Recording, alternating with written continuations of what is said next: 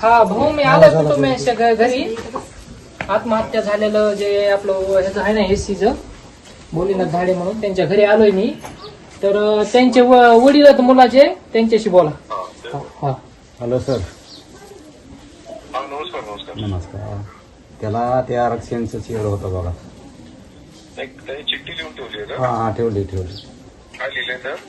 काय लिहिलंय? भाऊ त्याच्यात असं लिहिलेलं आहे की अबडक उपवर्गीकरण करा म्हणून असं अमित केलेलं आहे त्यांनी. हा तर आमच्या समाजाला एससी समाजाला वर्गीकरण करा आणि न्याय मिळवून द्या असं त्या चिठ्ठीमध्ये लिहिलेलं आहे भाऊ. पंचनामा झाला का? पोलिसाचा पंचनामा तिथं झालेला आहे जिल्हा रुग्णालयात. इथं राहिलाय उद्या पोलीस येतो म्हणले भाऊ.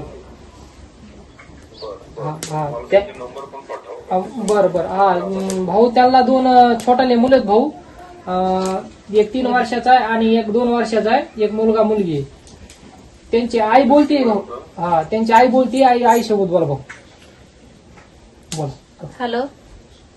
हा नमस्कार नमस्कार. काय करावं सर आता आम्ही लेकरायचं. मी आता तिकडे आल्यावर येऊन जातो. मला काल कळलं आपल्याला काय जेवढं काय करता येईल तेवढं आपण करू. असं नव्हतं करायला पण माझ्याशी तरी बोलतो.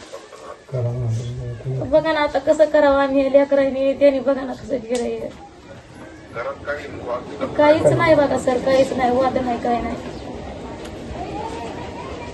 त्याचं तेच येडं होतं, आरक्षणच होतं. कुठं जायचं ते मोर्चाला, कुठं जायचं.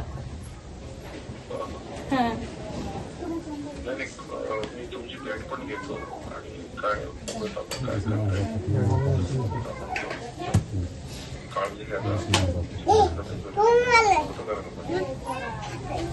बघा ना आता कसं केलं तर. बघा आता तुम्ही आमचे मार्फत बघा सर आता तुम्ही. राजूला फोन कर. हा भाऊ बोला. आता कुठं असतं ते? हे आपलं गेवराई तालुक्यामध्ये वाहेगाव आमला म्हणून गाव आहे. हा हा आमदार साहेबांसोबत पण बोला तुम्ही तिथल्या. हो मी काय करतो विजयराजे पंडित साहेब. पंचनाम्यामध्ये याचा चिठ्ठीचा वगैरे उल्लेख करून घ्या. पीएचा नंबर पण पाठवा. बरं चालतंय भाऊ. हो काळजी घ्या. हो त्यांच्या मुला आपलं पत्नी बोलायचं म्हणतात. हा बोला